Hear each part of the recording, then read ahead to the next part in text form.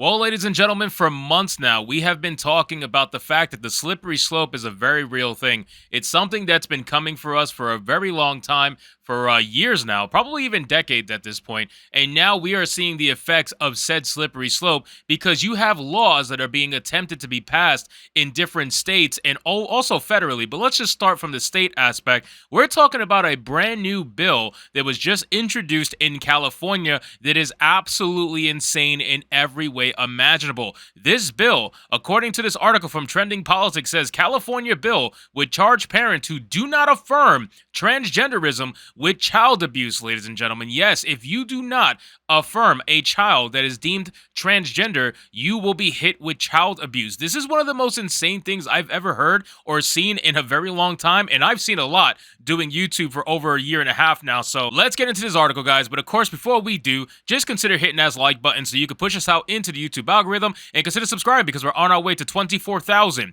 subscribers. It says an updated bill in California has introduced the inclusion of affirming a child's sexual transition as a requirement for parental responsibility and child welfare. This means that failing to affirm transgenderism for a child who will be considered abusive according to the proposed California State Family Code. That is insane, ladies and gentlemen, because number one, most parents are not teaching this to their kids, right? It's usually super hardcore left-wing psychopaths that are teaching their kids about this stuff. But if they're not teaching their kids about this, how are they learning about it? Well, apparently in California, in states like California, there is a ton of indoctrination going on in the schools that they're aiming for these kids. The kids are the primary target and goal for these schools because they want to create victims for life. They want to create people that are going to be in this ideology because this ideology is standing for one simple thing, and that's money at the end of the day. It's all about money. It's all about clout. And honestly, it's a little bit of evilness thrown in there as well. They want your kids, ladies and gentlemen. And now California is trying to make this the first ever state to make it a law that if your child happens to be going through a phase, or if your child was just recently told by some psychopath, oh, maybe you're not a boy, maybe you're actually a girl, and they suddenly come to you and say, hey, dad, am I really a boy or am I a girl? And you say, you're a fucking boy, you psycho. What are you talking about? Get back to your room. Now they can consider that to be child abuse if you don't immediately cut your son's balls off. It's absolutely insane. So it says AB 957 successfully passed California State Assembly on May 3rd and subsequently underwent amendments by a co-sponsor in California State Senate on June 6th. The proposed amendment to Section 3011 of the Family Code outlines several factors that the court must consider when determining the best interests of the child in custody proceedings. This addition suggests that a parent's support and affirmation of their child's self-identified gender would become a crucial factor in evaluating the child's well-being in custody cases. The bill proposes two changes to existing law. First, it states that if one parent objects to a name or gender marker change to affirm a minor's gender identity, the court should strongly consider that affirming the minor's gender identity is the child's best interest. This does not require the court to side with the objecting parent, but adds it to a factor to consider. Just think about this for 1 second.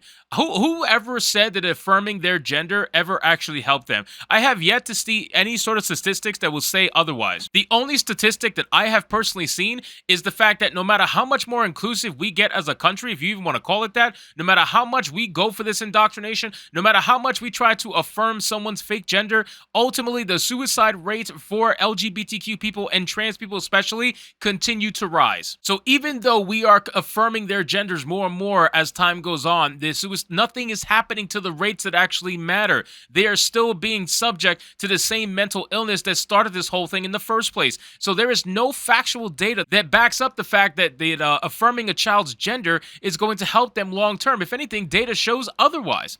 It says, second, a child in custody proceedings, the court will be required to consider a parent's affirmation of their child's gender identity when determining the best interest of the child. This bill does not uniquely impact parental rights and is in line with the court's responsibility to make decisions based on the child's best interest. When you say that gender affirmation is in the child's best interest for health, safety, and welfare, it takes nothing to say non-affirmation is now abuse, because you're not taking care of the health, safety, and welfare if you're not affirming them, said Aaron Friday, a San Francisco attorney. Ladies and gentlemen, they want your kids.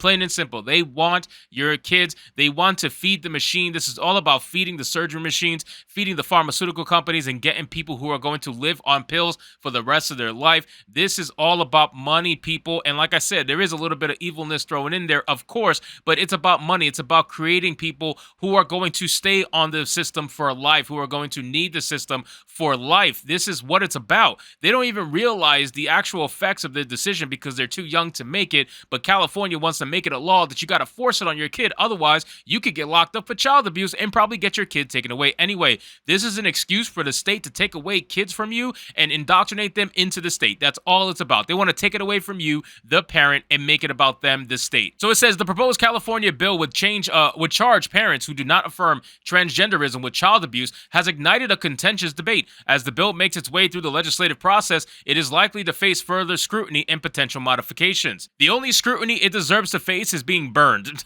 Like, just burn the bill and pretend like it was never even a thing. The California Capital Connection has opposed the bill as they believe it undermines the existing law that allows parents to object to their child's request for a change of gender and or name on official documents. They argue that the bill would force family courts to disregard parental objections and rule in favor of the minor's request, arguing that parents should have the final say in major decisions affecting their children. They also reference religious beliefs and natural gender distinctions as additional reasons for their opposition. Not only that, ladies and gentlemen, I actually have the picture of the person who proposed this bill, and I promise you, this picture will not shock you. This picture comes to us courtesy of Libs of TikTok, and ladies and gentlemen, what do you see here? It says Senator Scott Wiener. I'm going to call him Wiener and not Weiner because he can go fuck himself. Kicking off our Capitol Pride celebration with the amazing Sister Roma and other Sisters of Perpetual Indulgence. We're honoring Sister Roma and other badass LGBTQ community leaders from around California. People, this particular group went from an absolute nobody group to all of a sudden they're everywhere. Don't you guys think that's a little bit strange? The Sisters of Perpetual Indulgence, don't you think that is a little bit strange that all of a sudden they are everywhere? They're at the Dodgers game. They're in state senate now. They are everywhere. Why are they so prominent now all of a sudden? These psychopaths are so prominent. Why?